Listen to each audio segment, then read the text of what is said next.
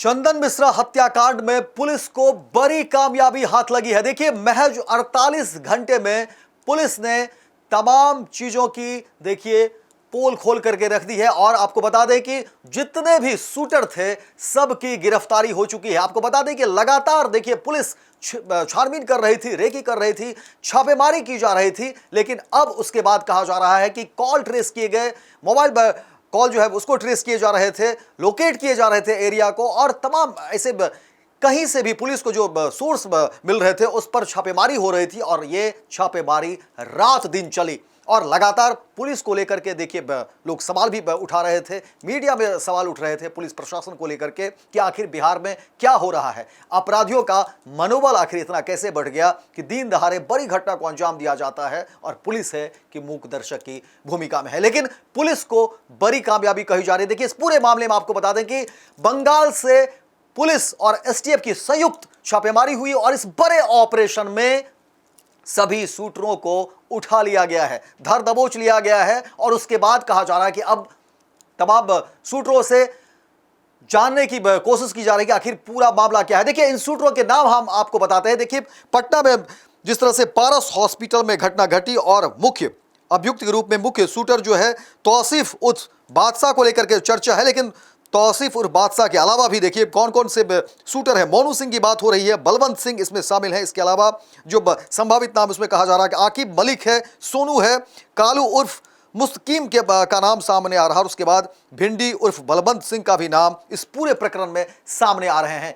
अब पुलिस जो है इसको लेकर के तमाम चीजों को लेकर के खुलासा करेगी। लेकिन जो सूत्र के हिसाब से मुताबिक जो खबरें निकलकर सामने आ रही है, तमाम जो वीडियो है देखिए किस तरीके से एसटीएफ ने धर दबोचा है। और कहा जा रहा है कि लगातार जिस तरीके से पारस में घटना घटी और उसके बाद से ही पुलिस मॉनिटरिंग कर रही थी, छापेमारी कर रही थी और एक दबाव था पुलिस को के ऊपर, सरकार के ऊपर प्रेशर था। विपक्ष में भी जो है लगातार विपक्ष ने भी हंगामा किया इस पूरे मुद्दे को लेकर के। और बिहार की आम आवाम के मन में भी चिंता थी कि आखिर बिहार में आपराधिक घटनाएं इतनी जो है तेज गति से क्यों हो रही है, क्यों अपराधी जो है सर चढ़ कर बोल रहा है, दिन दहाड़े बड़ी घटना को अंजाम दे रहा है। और लोग सवाल कर रहे थे कि क्या अब पटना या बिहार महफूज नहीं रह गया है लोगों के लिए। और कहा जा रहा था कि क्या ये जंगल राज की शुरुआत है। इस तरह के सवाल जो है सरकार को लेकर के उठने लगे थे। लेकिन पुलिस ने देखिए महज 48 घंटे में बड़ी कह सकते हैं कामयाबी पुलिस को लेकर के, क्योंकि पुलिस और एसटीएफ की संयुक्त ऑपरेशन में बड़ी कामयाबी देखिए पुलिस और एसटीएफ ने किस तरह से जो है तमाम शूटरों को गिरफ्तार किया। और अब कहा जा रहा है कि जब शूटर की गिरफ्तारी होगी तो गिरफ्तारी के बाद क्या कुछ चीजें निकल कर सामने आएगी। लेकिन इस पूरे प्रकरण में कहा जा रहा है कि शेरू की बड़ी भूमिका है, शेरू की अदावत रही। हालांकि शेरू और चंदन मिश्रा पहले दोस्त थे, साथ जो दोनों का कारोबार चलता था, दोनों मिलकर के किसी भी आपराधिक घटना को अंजाम देते थे। लेकिन बीच में पैसे को लेकर के अलग अलग चीजों को लेकर के अदावत हुई और फिर शेरू और फिर चंदन मिश्रा के गुट जो है अलग बन गए, दोनों के अलग अलग गुट बन गए। लेकिन शेरू विगत कई महीनों से परेशान था क्योंकि शेरू के गुट के लोग जो है उसकी गिरफ्तारी हो रही थी या फिर वो मारे जा रहे थे। शेरू का आशंका थी और शेरू को किसी ने खबर दी थी कि इस पूरी घटना में चंदन मिश्रा की भूमिका है, चंदन मिश्रा तुम्हें खत्म करना चाहता है, इस तरह की खबरें थी। और फिर शेरू ने ठान लिया कि चंदन मिश्रा को हटाना है। और उसके बाद शेरू चंदन मिश्रा को लेकर के टारगेटेड था।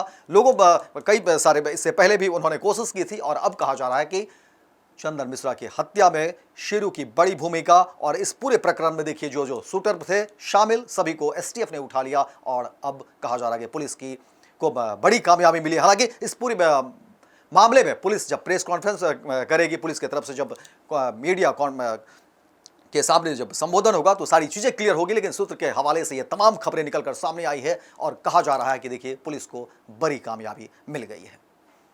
पनोरमा ग्रुप, जो सोचता है वो करता है। आपके अपने सपनों का आशियाना। ये लो मुंह मीठा करो, आज मैंने अपना जॉब छोड़ दिया, अब हम पूर्णिया वापस जाएंगे। जॉब छोड़ दिया है? मतलब ये घर कैसे चलेगा, हम करेंगे क्या और माँ बाबूजी क्या बोलेंगे? इसलिए मैं एक और मिठाई का डब्बा लाया, अपने बिजनेस के लिए लोन अप्रूव हो गया। अरे लोन अप्रूव हो गया वो तो ठीक है, लेकिन पूर्णिया में हम रहेंगे कहाँ? अपना घर भी तो नहीं है वहां। इसलिए तो एक और मिठाई का डब्बा अलग से लाया हूं। हमने पूर्णिया में घर ले लिया है, पूर्णिया के ई होम्स पैनोरमा में। पूर्णिया में पैनोरमा ग्रुप लेकर आए हैं ई होम्स पैनोरमा। बड़ा घर, आलीशान जिंदगी और अत्याधुनिक सुविधाओं के संग। अरे अरे, अब क्यों मुंह मीठा करवा रही हो?